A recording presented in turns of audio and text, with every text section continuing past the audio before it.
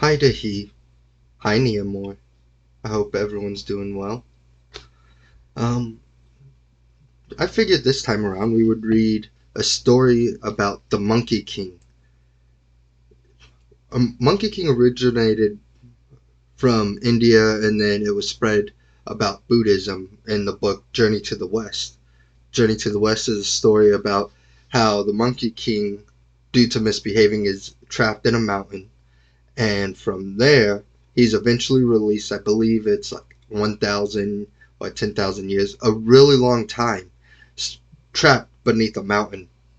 And then to earn penance, the the Buddha came down and told the Monkey King to take care of a monk who was going to be traveling from China all the way west to India to pick up two sacred scrolls and bring those sacred scrolls back to China to spread Buddhism and the teachings. Now, this story is a little bit different and it actually comes from India, or at least I believe it does. See, The Monkey King, a story about compassion and leadership. A monkey king whose tribe is attacked by humans risks his lives to save his troops. When he is fatally harmed by one of his own subjects, the good monkey leader dies of a broken heart. A human king who observes this display of selfishness vows to always remember the teachings of the noble Monkey King. So, this is The Monkey King, inspired by Nazli Gellek, adapted by Grania Davis, and illustrated by Sheila Johnson. Dedicated to children everywhere. On this first page, you see three monkeys hanging out and just relaxing on what appears to be a bush of some sort.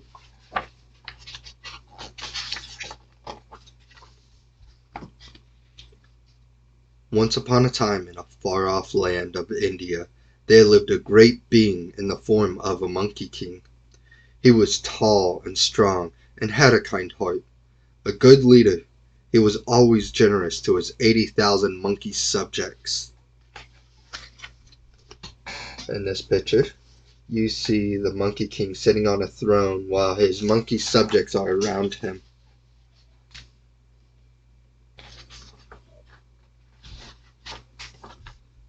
Not far from where the monkeys lived on the banks of the Ganges River stood an enormous mango tree whose thick foliage made it look like the crest of a mountain.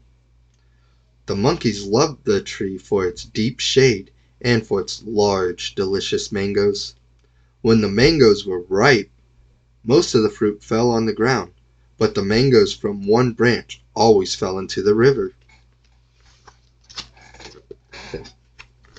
On this page, you see the Monkey King and all of the monkeys in the mango tree that's sitting on the banks next to the river.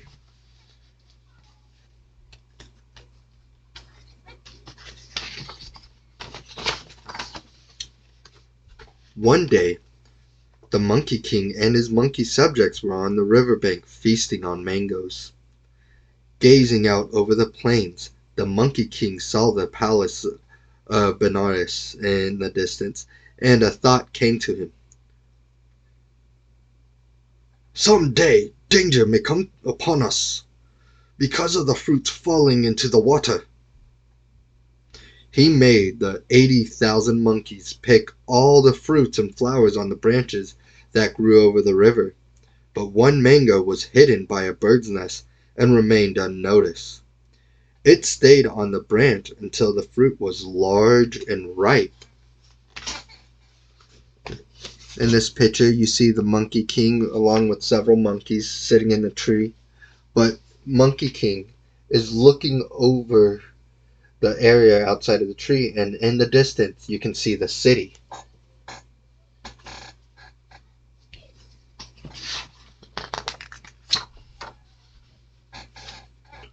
One sunny afternoon, the king of Benares came to bathe in the river with his retinue of wives, ministers, and servants. As he swam under the tree, the ripe mango fell off the branch hanging over the river, right on top of his head. The king cried in surprise, "What is this? What is this fruit?" "We don't know," said his wives, ministers, and servants. "Then call the woodsman. He will know." The woodsman told the king it was a mango. Seated under the tree, the king cut up the beautiful yellow fruit and offered pieces first to the woodsman, then to his servants, then his ministers, and each of his wives. Finally, when he was sure the mango was not poisonous, he ate the rest himself. The flavor was so delicious that the king was filled with desire for more. He stayed under the mango tree eating ripe, juicy mangoes until he was full and fell asleep. In this picture, you see the king bathing in the river. Looks like a duck is sitting next to him, just hanging out. And then here you see his wives and servants and a tent. Oh, almost missed it. If you look right here, you can actually see a mango hiding. A mango. You can see a monkey hiding behind the tree.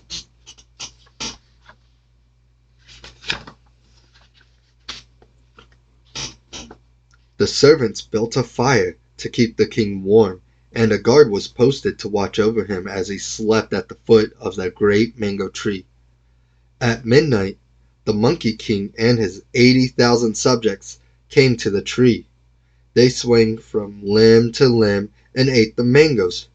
Awakened by the chatter, the king saw them and called his archers. "Surround those monkeys," he ordered, "and shoot them as soon as the sun rises. Tomorrow we will eat mangoes with roasted monkey meat." "Very well," said the archer, as they surrounded the tree and waited.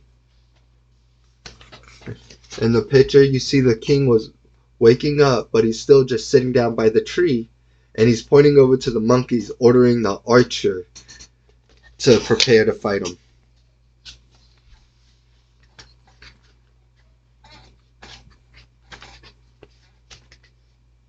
The monkeys saw they were trapped and became frightened.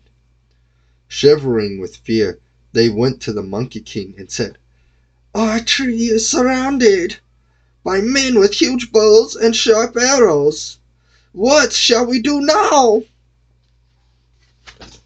In the picture, you see the monkeys hanging in the tree, pointing down, obviously a little worried from the looks on their face. I know camera isn't the best, but hopefully you can make out some of the details. You see the night sky and the moon, and there's still a couple of mangoes in the tree too.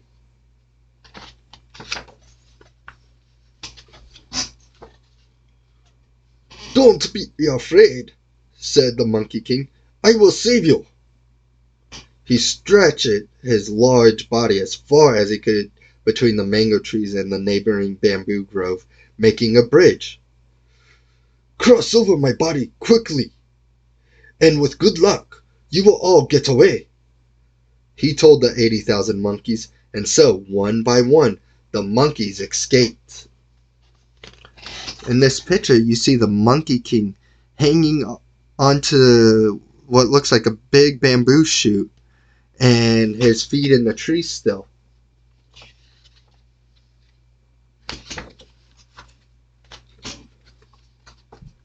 The last monkey to cross over to safety was Devadatta, who had been jealous of the king for many years. Devadatta walked halfway across, jumped up, and then came back down on the king's back with all of his might. The Monkey King felt terrible pain, and his heart broke. Well, Devadatta reached the other side. Monkey King stayed behind.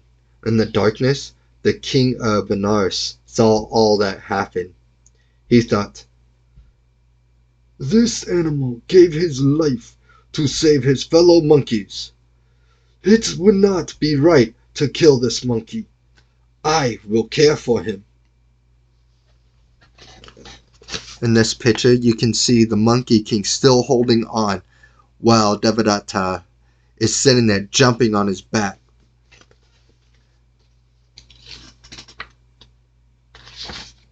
That's one bad monkey. His mama should have told him no more jumping.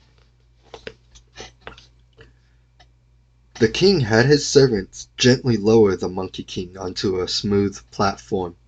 He washed him with river water. He rubbed him with the finest oils and gave him sweet drinks. Then he made a soft fur bed for him. Finally, the king of Benares asked, "Why did you risk your life for the sake of the other monkeys? What are they to you?" The monkey replied, "I am their king. A good king takes care of his subjects." Throughout the rest of the night, the Monkey King taught the king of Benares how to be a just and caring ruler. In this picture, you see the sun slowly rising in the background, while the king is holding the Monkey King and taking care of him, giving him drinks, and looks like he's on some type of fur or soft bedding. As the sun rose, the Monkey King died of a broken heart. The king of Benares gave the Monkey King a royal funeral, with many flower garlands, torches, incense, and offering of food and gold. Then the king went home to Benares with his wives, ministers, and servants. For the rest of his life, he remembered the brave Monkey King's teachings as he ruled kindly and wisely over the people of his kingdom. So, in this picture, you see what's often called a funeral procession. You have the monkeys carrying the Monkey King, being led by the king of Benares. The king himself is holding a candle to light the way for part of the funeral. So, nice little bit for parents and teachers. The Jataka stories nurture in readers young and old an appreciation for values shared by all the world's great traditions. Read aloud, performed, and studied for centuries, they communicate universal values such as kindness, forgiveness, compassion, humility, courage, honesty, and patience. You can bring these stories alive through the suggestions on these pages. Actively engaging with stories creates a bridge to the children in your life and opens dialogue about what brings joy, stability, and caring. The key values of this story was about loving kindness, leadership, and responsibility. So, once again, that was The Monkey King, a Jataka's tale inspired by Nazli Gellek, adapted by Grania Davis, and illustrated by Sheila Johnson. If you'd like to know more about the Monkey King, a lot of the various places, Japan, Laos, Thailand, China, India, they all have various versions of stories from the Monkey King. For example, the tales told throughout most of Asia is how the Monkey King was born of chaos and stone. He eventually rebelled against heaven under the hopes of making life better for his monkey subjects. And when he rebelled and started causing grief, he gets trapped under the mountain by Buddha. And like I said earlier, he's later then released from his imprisonment and told to help a young monk travel all the way to the west to receive the sacred documents or sacred scrolls and bring them back. In China and most of Asia, he's known as Sun Wukong. If you're more into Japanese mythology, which have similar tales, he is known as Son Goku. If you wind up being a fan of anime, for example, Dragon Ball, the original series, does a pretty good retelling of the story where Goku goes around helping people with his friends and solving various issues with a childlike personality and simple solutions. So I hope you really enjoyed this. If you have any more questions, for example, Neomore, you can come have your mommy contact me and we'll have a nice long conversation about it. As for anyone else who's watching this video that isn't my son or my niece, I hope you enjoyed this story and make sure you take some time to visit your local library. Thank you.